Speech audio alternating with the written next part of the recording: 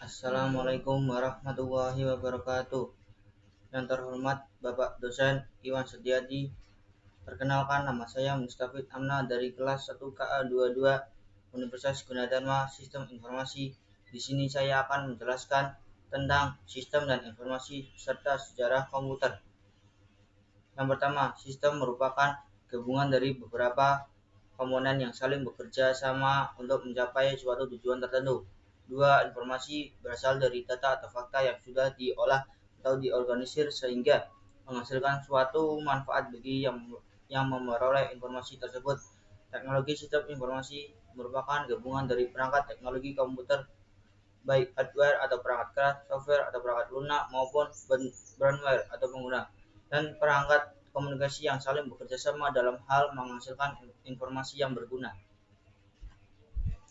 Adapun komponen sistem informasi ada 5, yaitu perangkat keras, perangkat lunak, pengguna, basis data, dan perangkat komunikasi dan jaringan. Keuntungan penggunaan sistem informasi ada 3, yaitu proses pengolahan informasi cepat dan akurat, 2, efisien, 3, proses pengolahan informasi secara real time tanpa dibatasi waktu, jarak, dan tempat. Fungsi teknologi informasi ada 6, yaitu capture, processing, generating, storage, retrieval, dan transmission. Kesimpulan dari para ahli definisi komputer adalah: 1, mesin atau alat elektronik, 2, dapat menerima input data, 3, mampu melakukan pengolahan data, 4, menghasilkan informasi, 5, menggunakan program yang tersimpan pada memori untuk mengolah data, 6, dapat menyimpan program dan hasil pengolahan, 7, bekerja secara otomatis. Komputer generasi pertama. Ciri-ciri komputer generasi pertama: 1, memiliki hardware berukuran besar, 2, instruksi operasi sangat spesifik dan hanya dapat melakukan tugas tertentu, 3, program hanya menggunakan bahasa mesin, 4, penggunaan silinder magnetik untuk menyimpan data, 5, membutuhkan listrik yang besar, 6, perlunya mesin pendingin, 7, kapasitas penyimpan kecil, 8, kinerja lambat, 9, menggunakan konsep storage program dan magnetic storage sebagai memori utama, 10, menggunakan tabung hampa sebagai sirkuitnya. Komputer generasi kedua. Ciri-ciri komputer generasi kedua adalah: 1, menggunakan operasi bahasa pemrograman tingkat tinggi Fortran dan coba, 2, kapasitas memori menggunakan magnetic dan storage, 3, menggunakan magnetic tape dan magnetic disk sebagai memori eksternal, 4, dapat memproses secara real time dan real sharing, 5, ukuran jauh lebih kecil dibandingkan dengan komputer generasi pertama, 6, generasi lebih cepat, 7, daya listrik lebih kecil, dan yang terakhir 8, penggunaan program pada aplikasi bisnis dan teknik. Komputer generasi ketiga.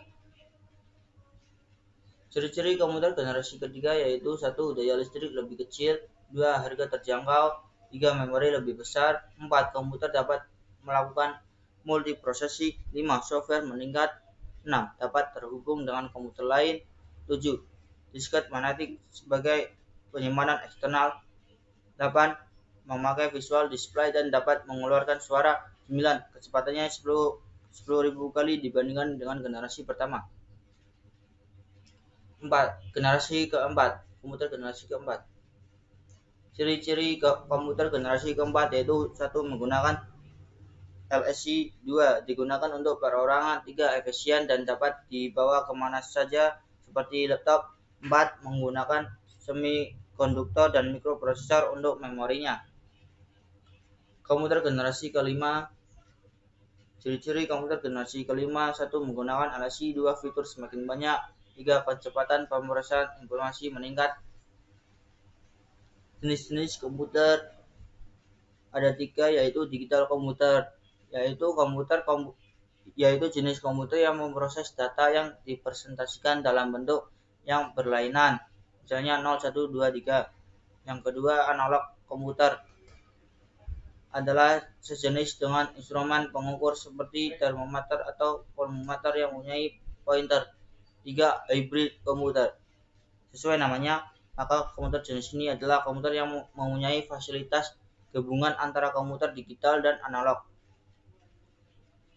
Klarifikasi menurut penggunaan ada 4, yaitu word processor, home komputer, personal komputer, dan workstation.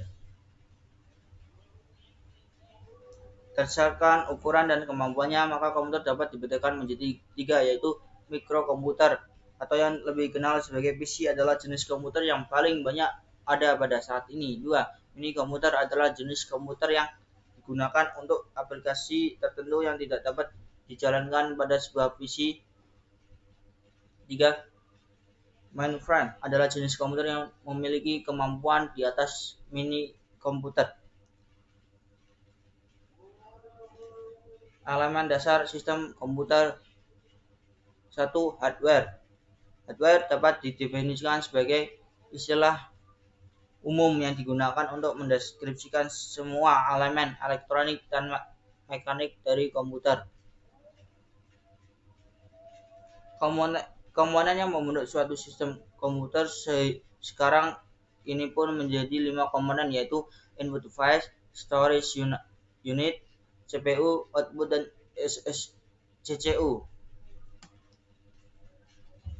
Software adalah komponen dalam data processing system yang berupa program-program dan teknik-teknik lain untuk mengontrol sistem. Pada umumnya, istilah software menyatakan cara-cara yang menghasilkan hubungan yang lebih efisien antara manusia dan mesin komputer. Fungsi komputer antara lain mengidentifikasikan program, 2, menyiapkan aplikasi program sehingga tata kerja seluruh peralatan komputer terkontrol. Yang termasuk software adalah 1. Bahasa pemrograman dan kompilator, 2. Routines, 3. Application package, input atau output control system, 5. Sistem operasi. Brainware adalah segala kegiatan manusia yang berhubungan dengan sistem informasi. Pemahaman komponen hardware. 1. Input terutama dijalankan dengan cara mengetikkan data keyboard, yang ini seperti mengetik dengan mesin ketik. 2.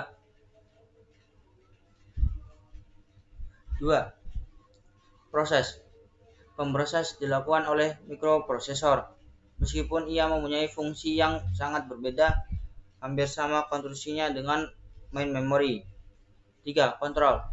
Setiap kontrol mempunyai unit kontrol yang menjemput instruksi dan penyimpanan utama, menginterpretasikan instruksi itu dan menertibkan atau mengeluarkan sinyal yang diperlukan oleh komponen yang membentuk sistem itu. 4. Penyimpanan storage data dan instruksi memasuki main storage atau penyimpanan utama dan disimpan sampai diperlukan untuk bekerja. Instruksi tersebut mengarahkan tindak yang akan diambil pada data. 5. Output mempunyai 2 bentuk alternatif. Data bisa dicetak ke dalam lembaran kertas dengan menggunakan laser printer atau bisa ditampilkan pada layar monitor. Sekian dari saya. Wassalamualaikum warahmatullahi wabarakatuh. Terima kasih.